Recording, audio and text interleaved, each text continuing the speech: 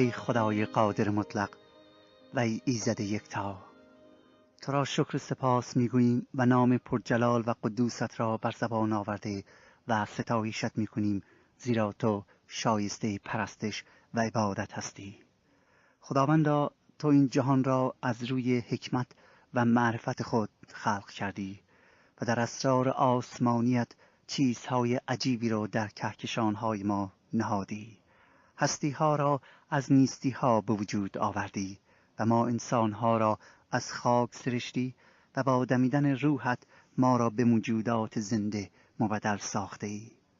پس خدایا، نگذار که ما هیچ وقت فراموش کنیم که هرچه داریم از تو داریم و تو خالق ما هستی و ما مخلوق توییم.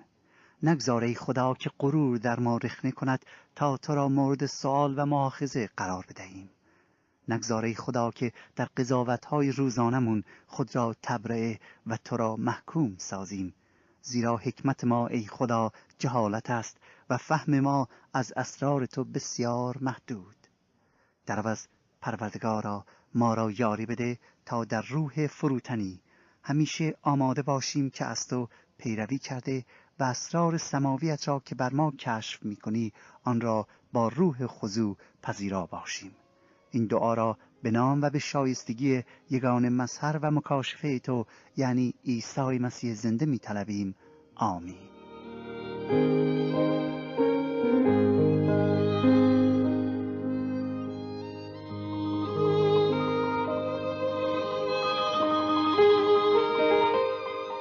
صدای انجیل تقدیم می‌کند زندگی حضرت ایوب، اقتباس از تورات مقدس.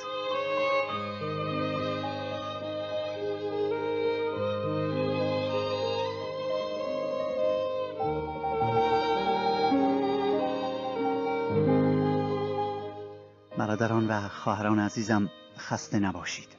امیدوارم که در ترس خدا و در روح ستایش و ثنا وجود خود را آماده وقف کردن به خدا کرده و با شنیدن آیات مقدس روان خود را تازه نموده و به اطاعت از کلام خداوند خود را تسلیم کنید و مطیع آن باشید. در برنامه این ساعت 2 فصل آخر از کتاب ایوب که 18مین قسمت از تورات مقدس است را با یکدیگر می‌خوانیم و بدین وسیله مطالعه زندگی این مرد خدا و پیامبر صبر را به پایان می‌رسانیم. حضرت ایوب مرد بسیار استثنایی بود که زندگیش درس‌های بسیار مهمی رو برای من و شما داره. او نه فقط مظهر پاکی برای من و شماست، بلکه مظهر صبر و شکیبایی و روح فروتنی و ندامت هم هست. و چون در زندگیش با تجربیات بسیار استثنایی و علل خصوص با مرض و درد و بلا و مصیبت ادغام بود، میتواند بهترین معلم و نمونه برای زندگی پرماجرا و سخت من و شما باشه. زیرا ما نیز در زندگیمون با ظلم و ستمها و با درد و رنجها، با شکستها، با امراض، با بیوفاییها، با بدبختیها روبرو میشویم که غالباً سبب شده از خدا سوالهایی در این مورد بکنیم. سوالهایی که ممکن است خدا را مسئول بدبختی و ناملایمات زندگی خود دانسته باشیم. ایوب که زمانی ثروتمندترین مرد مشرق زمین محسوب میشد، وقتی دار و ندارش در یک روز از دست داد و حتی فرزندانش هم یک شبه کشته شدند، به خاطر ایمان و اعتقادی که به خدا یکتا داشت، خدا را نفرین و لعنت نمی‌کنه، بلکه خدا را سپاس کرده و گفت خدا داد و خدا گرفت، نام او متبارک باد. اما به مرور زمان، مخصوصاً وقتی که شیطان بدترین بلاها و مرض را بر ایوب نازل میکنه، در افکارش سوالهایی پیش میاد که ای خدا، چرا اجازه دادی که من به این بلاها و به این دردها و این مصیبتها گرفتار بشوم؟ چرا ای خدا به من بی سبب ظلم میشه؟ و دوستانش نیز با آوردن دلیل و برهان به ایوب میگفتن که ای ایوب، چون خدا عادله، بنابراین این بلاهایی که خدا فرستاده به سرت نتیجه این بوده که تو گناه کردی. خدا این بلاها را به سرت آورده چون ای ایوب تو گناهکاری. ولی خدای عادل هیچ وقت بلا و بدبختی و مصیبت بر بندگان عادلش نمی آورد. اما ایوب شروع به دفاع از پاک کردن خودش میکنه. شروع میکنه به این که من هیچ گناهی ندارم که لیاقت این بلاها رو داشته باشم. هیچ بدی نکردم که سرنوشتم اینطور باشه. و دوستان عزیز، انصافاً اگر ما زندگی ایوب را با زندگی بقیه انسان‌ها بسنجیم، می‌بینیم که از نظر ما انسان‌ها ایوب حق داشت این حرف رو بزنه که بله، او نسبت به سایر انسان‌ها بدی نکرده بود که این بلا به سرش بیاد. برای همینی که ایوب با منطقی که داشت میگوید من هیچ گناهی نکردم، بلکه خدا مرا ترک کرده. خدا نسبت به من که پاک و عادل و مهربان بودم حتی بی‌انصافی کرده. چرا؟ چون دعا بهش میکنم اما خدا جواب نمیده. ای کاش روبرو از خدا میپرسیدم که چه گناهی کردم. ای کاش که خدا به من میگفت که تقصیرم چه بوده که این همه بدبختی و مصیبت و بلا به سرم بیاد. سوالهایی که من و شما نیز در حین گرفتاری از خود و از خدا میکنیم. پس از بحث‌های بسیار متوجه میشویم خدا سرانجام به ایوب ظاهر میشه و جواب سوالهای ایوب را میدهد. در آیات ملاحظه کردیم که ایوب 2 سوال مهم در فکرش بود. اول اینکه ای خدا چه گناهی کردم که مستوجب این مصیبت و بلا باشم؟ و دوم ای خداوند تو میزان گناه مرا نشان بده. همچنین دوستان 2 سوال بزرگ دیگری نیز که در فکر من و شما هم پیش آمده در حین مطالعه زندگی ایوب اینه که چرا راستی خدای مهربان، خدای عادل اجازه میدهد که مرد عادل و خدا ترس و پاک عذاب ببینه؟ و چرا شخص شریر و ظالم بدون قصاص و یا بدون هیچ اشکالی به مقام و مستند رسیده و با ثروت زیاد و با زورگویی زندگی خوشی رو به سر بیاوره و خدا او را فوراً تنبیه و مجازات نمیکنه؟ چرا خدا اجازه میدهد مرد عادل، مرد خدا ترس و پاک عذاب ببینه؟ و این دوم، چرا شخص شریر و ظالم در این عالم میتونه از شر قانون و تنبیه راحت باشه و به مقام برسه و با ثروت زیاد و با زورگویی‌هایش به قول معروف در این دنیا کیف کنه؟ حالا از فصل 38 خدا به ایوب ظاهر میشه و دوستان با سوالهایی که از ایوب میکنه نه فقط پاسخ به سوالها رو میده، بلکه نشون میدهد که بشر با تمام توانایی و حکمت و دانش و فهمی که داره هرگز نباید خیال کند که عقل کله و همه چیز رو میدونه و در نتیجه نباید درباره مسائلی که مربوط به خداست قضاوت نهایی رو بکنه. دوستان دقت کنید، ما نباید در مورد آنچه که مربوط به خداست قضاوت نهایی رو بکنیم، زیرا چیزهای بسیاری هست که آدمی هرگز از وجود آن اطلاع ندارد و فقط خدا از آن اطلاع داره و واقفه. در برنامه گذشته خدا یکتا با سوالاتی به ایوب ثابت میکنه که اگرچه ایوب خیال میکنه خیلی چیزها را میدونه، ولی حقیقتاً هیچ چیزی نمیداند. این موضوع در فصل 38 و 39 آمده بود. حالا در دنباله گفتار خدا یکتا در فصل 40 و 41 خداوند باز از ایوب سوالهایی میکنه که ایوب در پاسخگویی به آن عاجز میماند و در حقیقت امروز خداوند همین سوالها را میکنه که من و شما نیز در پاسخ گفتن آن عاجز هستیم. و سپس در فصل 42 ایوب در برابر تمام سوالایی که خدا از او کرده است مطالبی میگه که نشان توبه و اعتراف و فروتنی و پشیمانی او از نوع قضاوتش در مورد عدل الهی می باشد. و آیات آخر بازگو کننده رحمت و فیض و برکت مجدد خدا یکتا به ایوب می باشه. به آیات فصل 40 از کتاب ایوب توجه کنید. پیام ما رو از رادیو صدای انجیل میشنوید. آیه 1 و 2 میگوید و خداوند مکرراً ایوب را گفت آیا مجادله کننده با قادر مطلق مخاصمه نماید؟ کسی که با خدا مواجه کند و آن را جواب بدهد؟ در این آیه متوجه میشویم که خدا از ایوب سوال میکنه که ایوب آیا تو در حالت و موقعیتی هستی که میخواهی به من درس بدی و به خدا بگی که ای خدا تو اشتباه کردی و یا قضاوت تو در مورد من اشتباه بوده؟ ای ایوب تو در حقیقت حکیمانه عمل نکرده ای. ببینید دوستان، ایوب با شکوه هایش در حقیقت سعی کرده بود به طور غیر مستقیم به خدا بگی که ای خدا، تو در حق من انصاف را مراعات نکرده ای. حالا خدا از او 2 سوال میکنه که آیا اینطور قضاوت میکنی و خیال میکنی که طرز فکر درسته؟ بعد آیه 3-6 ایوب در پاسخ این سوال خدا اینطور میگوید: خداوندا، اینک من حقیر هستم و به تو چه جواب بدهم؟ دست خود را به دهانم گذاشتم، 1 مرتبه گفتم و تکرار نخواهم کرد، بلکه 2 مرتبه و نخواهم افزود. ببینید دوستان، وقتی ایوب سوالهای خدا رو میشنوه، وقتی ایوب حرفای خدا رو در فصل 38 و 39 و 40 رو میشنوه، رو به خدا کرده و میگه خداوندا، من اشتباه کردم، و یا خدایا من غلط کردم که اینطور بیهوده و گستاخانه حرف زدم. ببینید دوستان، بر اثر ظهور خدا ایوب چقدر عوض میشه. او دیگه نمیگه که ای خدا بر من بیگناه چرا بلا فرستادی، نمیگه که من هیچ گناهی نکردم و عادل بودم. او دیگه خدا را متهم نمیکنه، بلکه چیکار میکنه؟ خود را متهم میکنه و خود را بیهوده میپندارد. چرا؟ چون خدا با ظهورش به ایوب حقایقی رو بر او آشکار میکنه، با سالهایی که از او میکنه چیزهایی را بر ایوب آشکار میکنه که او قبلا متوجه آن نبوده. ببینید دوستان عزیز، چه چیزی عامل این شد که ایوب متوجه ضعف و گناهانش بشه؟ حضور خداوند. و این به ما نشان میده که اگر ما حضور خدا را در زندگیمون ملاحظه کنیم، آن وقت است که به صفات و سیرت واقعی خودمون پی میبریم، شخصیت خود را خواهیم شناخت و متوجه خواهیم شد که گناهکاریم. و دوستان عزیز، شیطان سعی میکنه ما را عادل و پاک نشون بده و ما هم سعی میکنیم که همیشه خودمون رو جلو مردم پاک و مقدس نشون میدیم و افتخار هم میکنیم که بله، آدم نکشتم، گناهی نکردم و پاک هستم.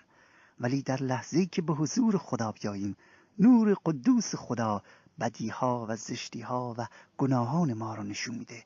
و برای همین انجیل مقدس میگه که تا ما در حضور نور خدا قرار نگیریم، هرگز حقیقتا متوجه عمق این معنی آیه نمیشیم که میگوید همه ما گناهکاریم و از درگاه خدا جدا شده ایم.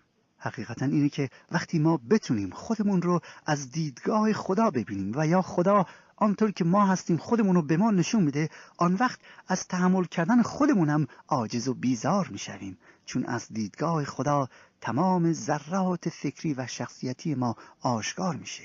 آشکار شدن خدا به ایوب 3 تغییر بزرگ در او به وجود می آورد و دوستان عزیز، این چیزم در ما به وجود میاد اگر خداوند به ما آشکار بشه.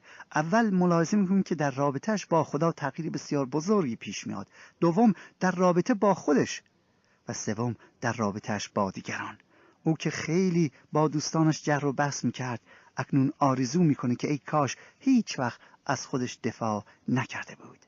از آیه 6 باز خدا از ایوب سوالهایی میکنه که دوستان عزیز باید بگم اگر ما هم فکر ایوب هستیم، خدا امروز این سوالها رو از من و شما میکنه که امیدوارم شما نیز بتونید مثل ایوب به خداوند جواب بدید و یا لااقل عکس العمل ایوب را داشته باشید تا مقبول پسند خدا بشوید. میفرماید ای ایوب، از تو سوال مینمایم و مرا جواب بده. خدا از ایوب سوال میکنه که ای ایوب، تو حالا به سوالهای من جواب بده. آیا داوری مرا نیز باطل میسازی و مرا ملزم میسازی تا خیشتن را عادل بنمایی؟ آیا تو را مثل خدا بازویی هست و به آواز مثل او رد توانی کرد؟ الان جلال خیشتن را نشان بده ای ایوب و خود را به جلال و عظمتت زینت بده و به عزت و شوکت ملبس شو. شدت غضب خود را بریز و به هر که متکبر است نظر افکنده او را ذلیل ساز و شریران را در جای ایشان پایمال کن. ایشان را هم در خاک پنهان نما و روحهای ایشان را در جاهای مخفی محبوس کن. آنگاه من نیز درباره تو اقرار خواهم کرد که دست راستت تو را نجات خواهد داد.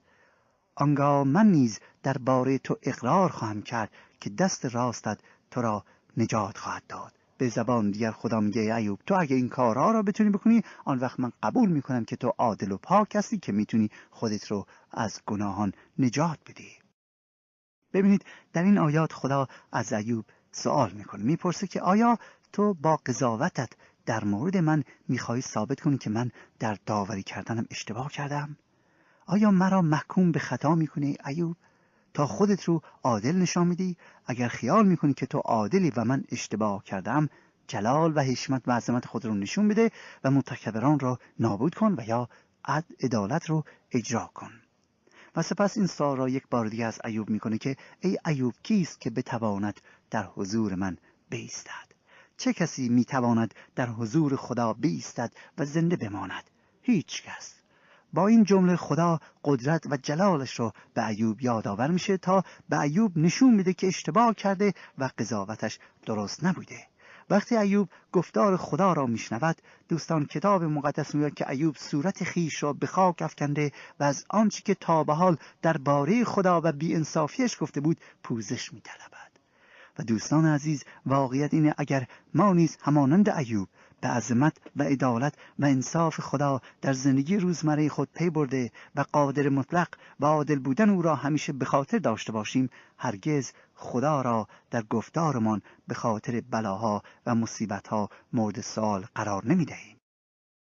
فصل 42 گفتار ایوب یا پاسخ ایوب به خداوند است، به طور که در آیه 1 و 2 اینطور می‌خوانیم. میگوید و ایوب خداوند را جواب داده گفت میدانم که به هر چیز قادر هستی و ابداً قصد تو را من نتوان کرد.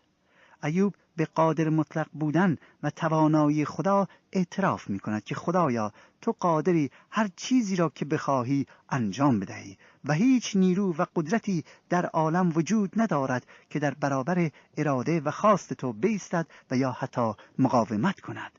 تو خدای توانایی که هیچ چیزی سر راحت نیست. دوستان، چقدر ما باید خداوند خود رو به خاطر تواناییش شکر گفته و شادی کنیم و این باید برای من و شما مایه امید و شادی باشه که بله، خدای قادر مطلق، خدای بی‌نظیر، خدای یکتا میتواند مرا که انسانی گناهکار و ناپاک و نالایق و بی‌ارزش و گناهکار و مغرور هستم عوض کنه.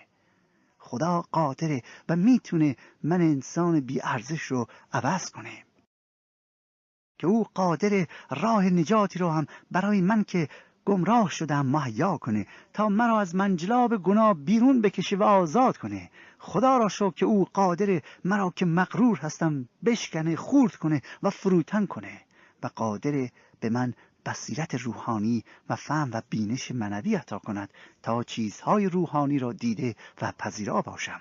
خدا قادر است که حتی خودش رو به ما بشناساند و با خود کشفی خود ما او را آنطور که هست بشناسیم. ای عزیزان، من و شما نمیتونیم خدا را بشناسیم، ولی خدا میتونه خودش رو به ما بشناساند. و دوستان عزیز، آنچه که من و شما در مورد خدا میدونیم چیزهایی است که بر اثر خودکشفی خدا بوده. خدا نه فقط در خلقت و طبیعت که صنایع دست اوست خودش رو به ما آشکار کرده، نه فقط به وسیله فرستادن انبیا و پیامبران، بلکه به وسیله عیسی مسیح کلمت الله که او را مظهر و مکاشفه می باشد خودش رو به ما شناسانیده.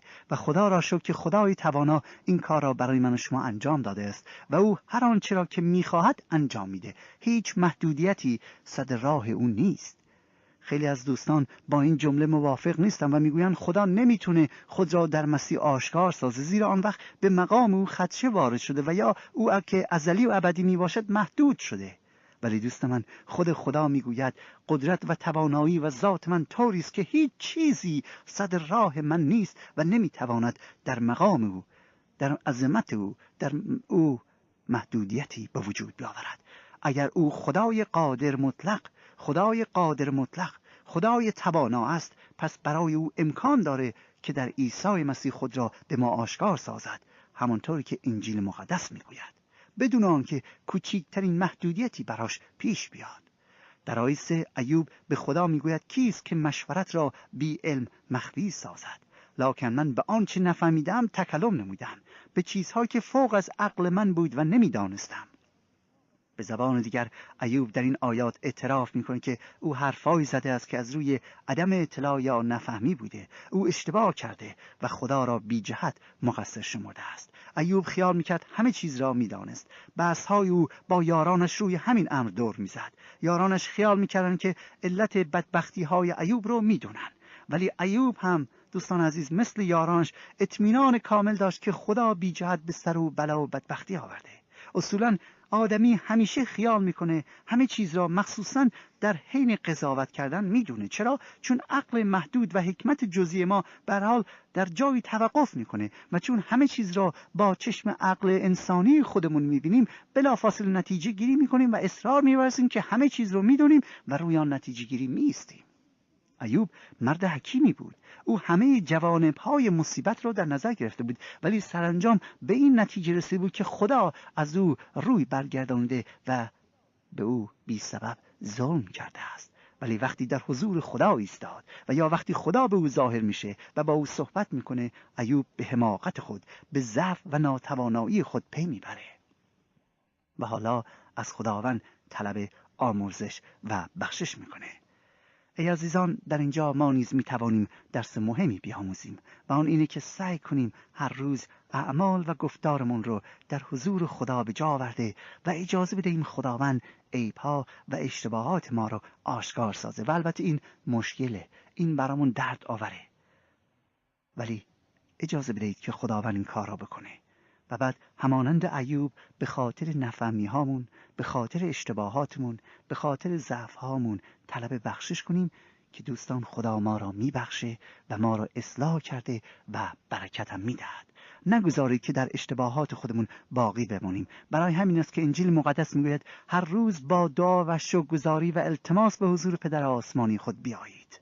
هر روز با دعا و شکرگزاری و التماس به درگاه پدر آسمانیتون خدا یکتا بیایید.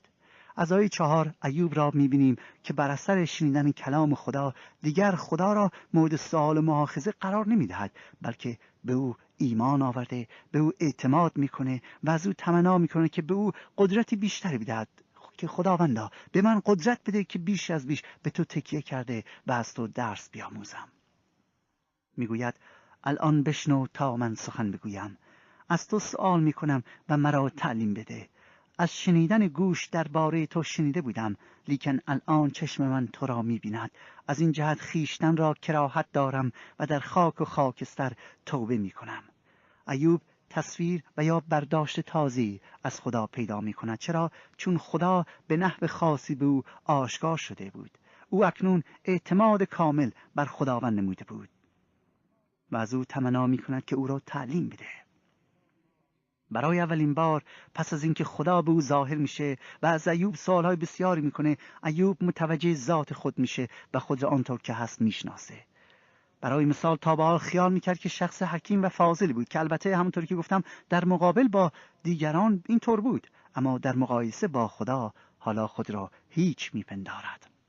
خدا آنچه که او هست بر ایوب آشکار میکنه و در نتیجه ایوب یک رابطه جدیدی رو با خودش هم آغاز میکنه، هم با خودش و هم با خدا و هم با دیگران. و دوستان، این قدم درستی است که در راه توبه و پشیمانی از اعمال نادرست و افکار غلط باید برداریم. این تغییر شناخت در حقیقت نشان توبه در گناه و ایمان آوردن می باشد. او در خاک و خاکستر به خاطر حرفای نادرست و قضاوت غلط خودش توبه میکنه. ایوب تا به حال به عقل خود برای امید به زندگی تکیه کرده بود، ولی حالا به خداوند پناه می آورد و این قدمی است که من و شما نیز برای نزدیک شدنمون به خداوند باید برداریم. او به رحمانیت و کرم خدا پی میبرد و در برابر خدا به خاک و خاکستر افتاده و توبه میکند. خدا هدف و مقصودی را که در زندگی ایوب داشت به انجام میرساند. آری، خدا اجازه میدهد که ایوب گرفتار مصیبت‌ها و بلاهای شیطانی قرار گیرد. خدا اجازه میدهد که شیطان به ایوب حمله کرده ایمان او را نیز مورد آزمایش قرار بدهد، نه برای اینکه تا خدا بفهمد که آیا ایوب عادل میماند و در ایمان خود پایدار میماند یا نه، بلکه به این خاطر تا بذر غرور و اعتماد به نفسی که در ایوب بود از بین ببرد، تا به ایوب نشان بدهد که حکمت انسانی او در برابر خدا جهالت است، تا ایوب را به توبه بکشاند و در نتیجه ایوب را به خودش نزدیکتر سازد. آری دوستان، خدا از بدیها تجربه نمی شود و ما را نیز در تجربه ها نمی اندازد. خدا بی جهت بلا و بدبختی و مصیبت به سرمان نمی آورد و اجازه نمی دهد که ما بی جهت گرفتار مصیبت شویم. مطمئن باشید که اگر شما قلب و زندگیتون رو به خدا سپرده باشید، اگر حقیقتاً از صمیم قلب به خداوند توکل کرده و از کلام او پیروی کنید، وقتی جفا و بدبختی مخصوصاً به خاطر ایمانتون پیش میاد، میدونم که خوشحال خواهید بود، زیرا خود خدا فرموده است که همه چیز برای آنانی که او را دوست می‌دارند به جهت خیریت ایشان با هم در کار میباشند. وقتی خدا هدف خود را در زندگی ایوب آشکار میکنه، او را بیش از بیش مجدداً برکت میده. به ایوب سلامتیش رو پس میده، نعمت فراوانی میبخشه و فرزندان به او داده میشه و ایوب بیش از قبل برکات و رحمت خدا را دریافت میدارد. به طور که از آیه 10 میگوید و خداوند مصیبت او را دور ساخت و به ایوب 2 چندان آنچه پیش داشته بود عطا فرمود و جمیع برادران و همه خواهرانش و تمامی آشنایان قدیمش نزد وی آمده در خانش با وی نان خوردند و او را درباره تمامی مصیبتی که خداوند به او رسانده بودند تعزیت گفته تسلی دادند. و بعد از آن ایوب 400 سال زندگانی نمود و پسران خود و پسران خود را تا پشت 4 دید.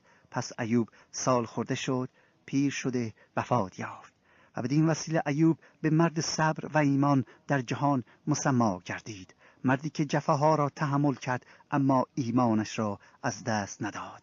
خدا کند که امروز نیز هر کدام از شما ایوبی باشید برای خداوند تا شهادت به توانایی و محبت و حقانیت خداوند بدهید. من برادر شما کشیش رضا مسعودی، تا برنامه دیگر و روز دیگر خداوند با شما باشد و صبر او شما را از هر بلا حفظ کند.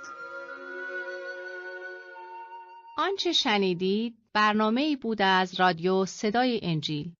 خوشحال می‌شویم که با ما مکاتبه کنید و از نشریات و ادبیات ما استفاده نمایید و از طریق شبکه‌های اجتماعی فیسبوک، گوگل پلاس و یوتیوب با تایپ فارسی رادیو صدای انجیل همراه ما باشید. همچنین از طریق تلفن و ایمیل نیز می توانید با ما تماس بگیرید.